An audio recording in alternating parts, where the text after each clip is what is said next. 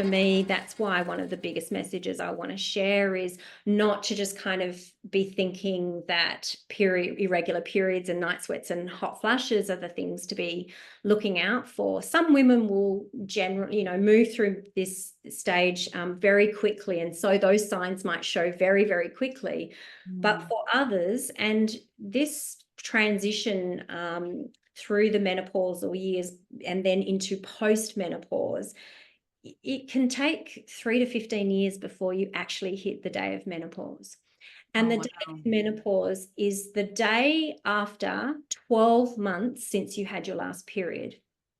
Right. That's menopause. The day after that, you're postmenopausal. And then that's where you're at for the rest of your life. Now, the average age for an Australian woman to hit that day of menopause is about 51. Okay. And so if you're thinking 3 to 5 years beforehand, you're in this kind of crazy period, which is often referred to as peri-menopause, where your hormones are up and down. That's why we now know that you can be in your late 30s when this starts, because it really can take that long. And that's why in that kind of lengthy journey to the day of menopause, those night sweats and hot flushes and all the rest might come towards the end of it, but the other signs can come a lot sooner. And as I said, we're very busy women. We are holding so much in so many domains of our life that, a lot of us probably are burnt out. And it's obviously really important to look after ourselves, and that's really, really difficult, because often when you're burnt out, the changes you have to make in your life are pretty extreme. They're not easy to make to properly recover.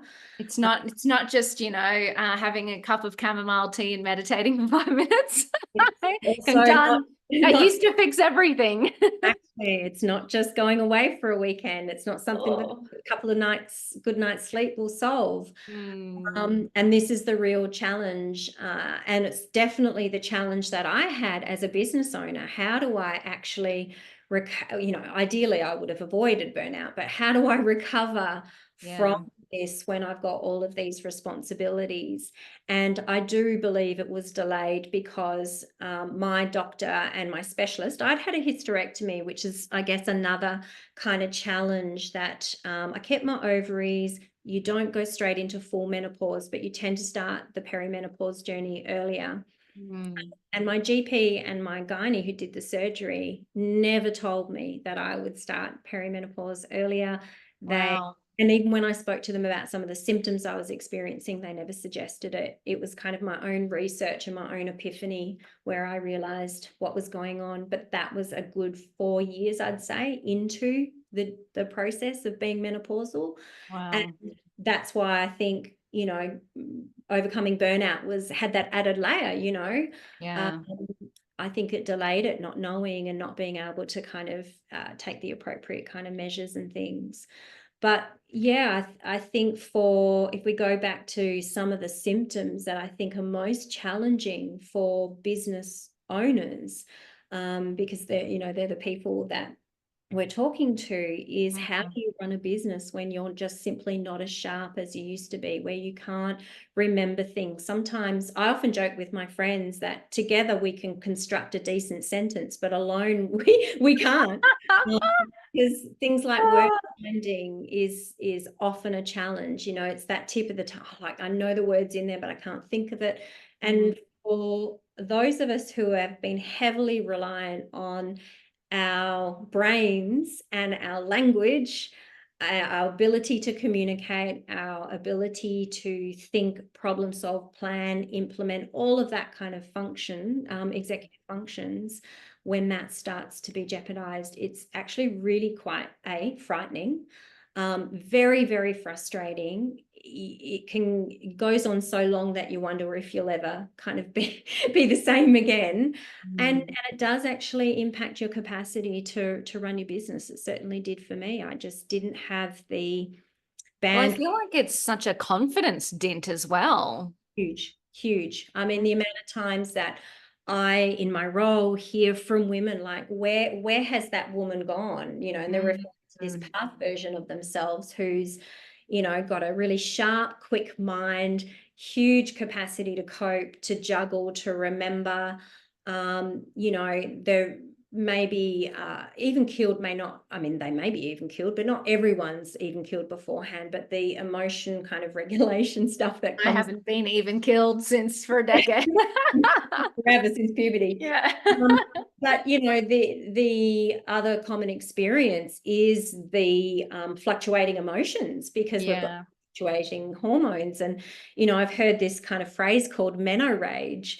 And you know, I've had I have been known as a very even-keeled patient person, and not so much anymore. I think I've kind of come a little bit closer to what I was, certainly not back there.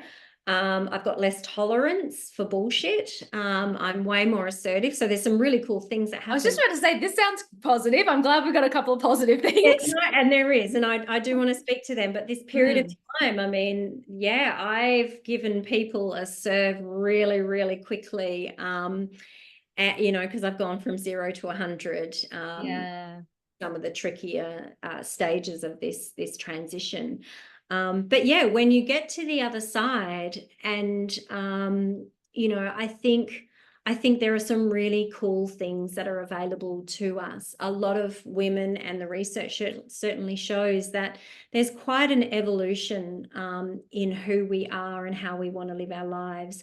A lot of women, you know, I always liken it to the, you know, your favorite pair of jeans. So you've had your favorite pair of jeans, you put them on, you love them, they're always comfy, they always look good.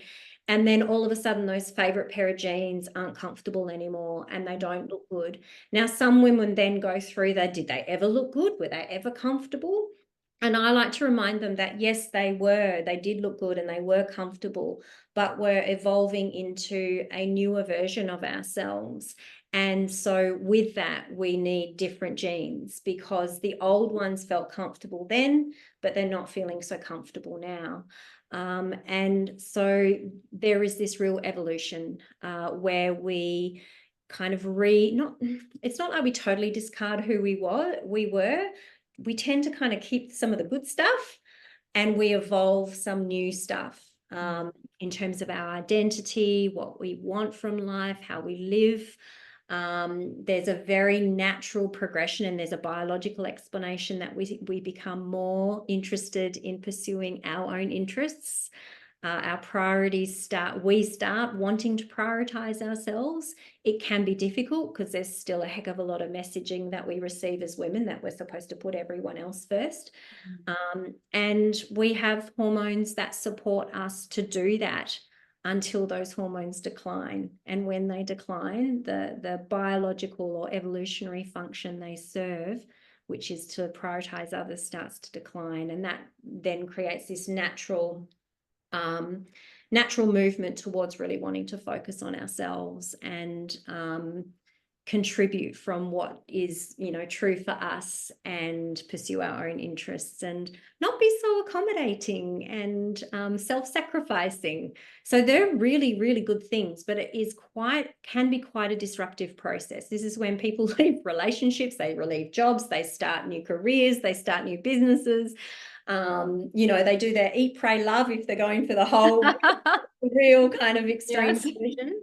And it's challenging because the systems that we live in don't like us to change that much, because usually, you know, the old version of us helped the system work too well.